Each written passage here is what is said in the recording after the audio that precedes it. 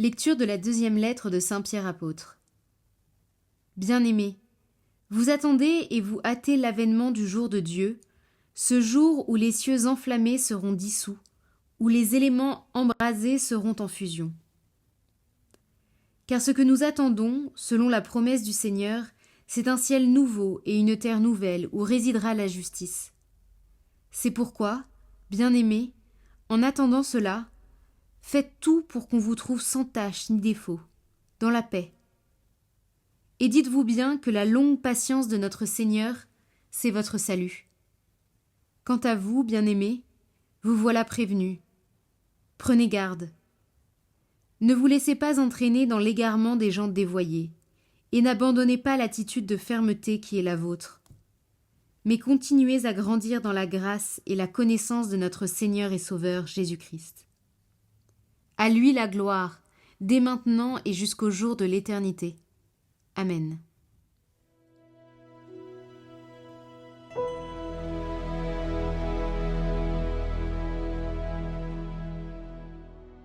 D'âge en âge, Seigneur, tu as été notre refuge.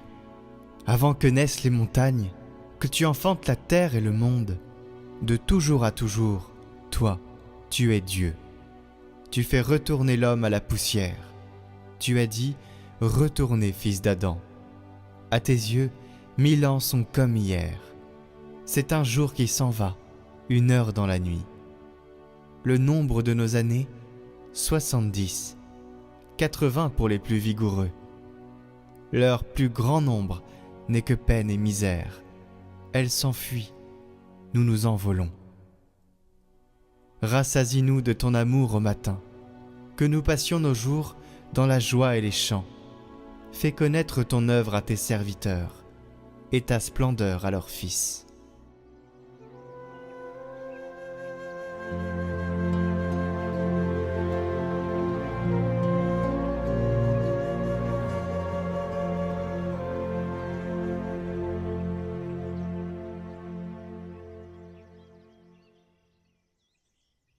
Évangile de Jésus-Christ selon saint Marc. En ce temps-là, on envoya à Jésus des pharisiens et des partisans d'Hérode pour lui tendre un piège en le faisant parler. Et ceux-ci vinrent lui dire : « Maître, nous le savons, tu es toujours vrai. Tu ne te laisses influencer par personne, car ce n'est pas selon l'apparence que tu considères les gens, mais tu enseignes le chemin de Dieu selon la vérité. Est-il permis, oui ou non, de payer l'impôt à César, l'empereur ? Devons-nous payer, oui ou non ? Mais lui, sachant leur hypocrisie, leur dit : Pourquoi voulez-vous me mettre à l'épreuve ?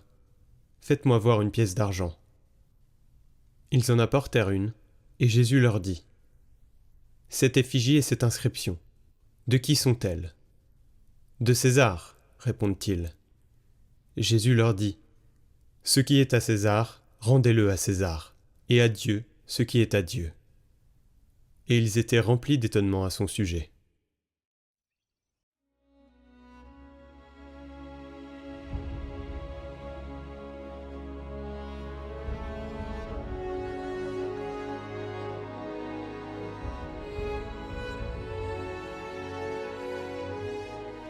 La référence à l'effigie de César gravée sur la monnaie dit qu'il est juste de se sentir à plein titre avec des droits et des devoirs, citoyen de l'État.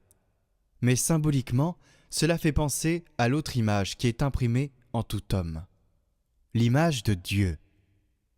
Il est le Seigneur de tout, et nous qui avons été créés à son image, nous appartenons avant tout à lui. Jésus tire de la question qui lui est posée par les pharisiens une interrogation plus radicale et vitale pour chacun de nous. Une question que nous pouvons nous poser. À qui est-ce que j'appartiens ? À la famille, à la ville, aux amis, à l'école, au travail, à la politique, à l'État ? Oui, certainement, mais avant tout, nous rappelle Jésus, tu appartiens à Dieu. Voilà quelle est l'appartenance fondamentale. C'est lui qui t'a donné tout ce que tu es et tout ce que tu as. Et donc, jour après jour, nous pouvons et nous devons vivre notre vie avec la reconnaissance de notre appartenance fondamentale et dans la reconnaissance du cœur envers notre Père, qui crée chacun de nous individuellement, unique, mais toujours à l'image de son Fils bien-aimé, Jésus.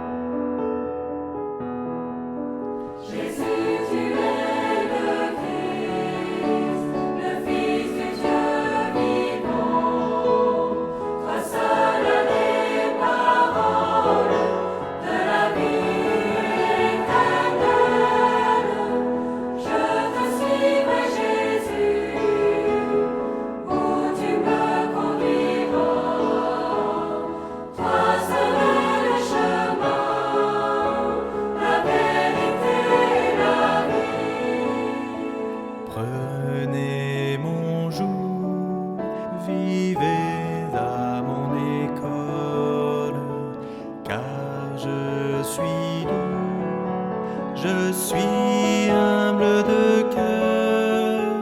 Vous qui peinez, venez à moi, je vous soulagerai.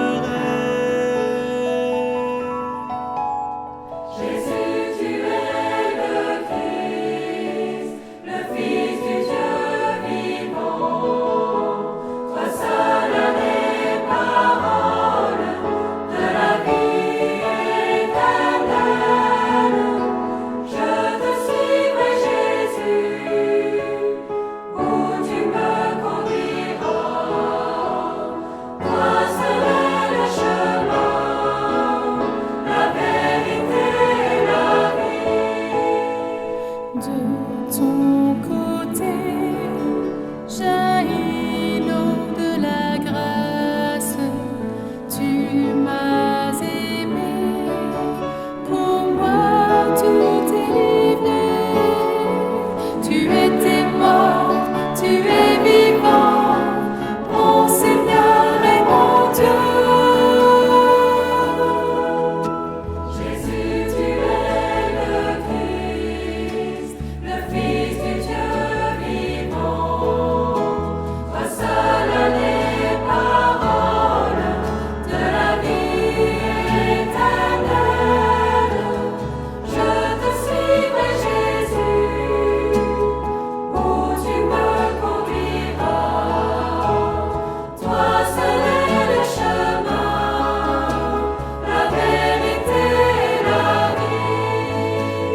Tu as posé tes yeux sur ma misère, m'as libéré du poids de mon péché. Tu vois mon cœur, oui tu sais tout, tu sais bien que je t'aime.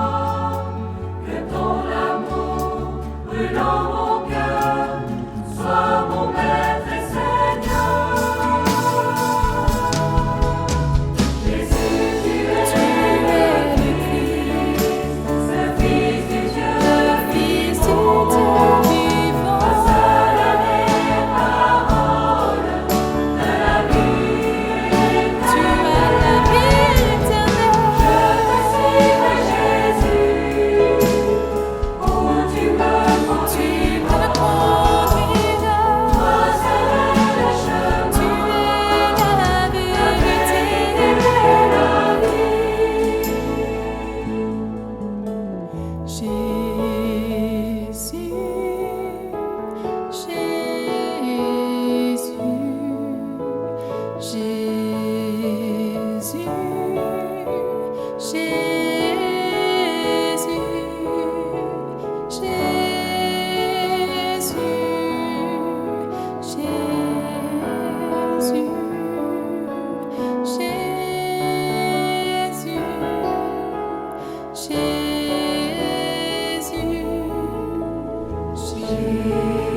Jésus.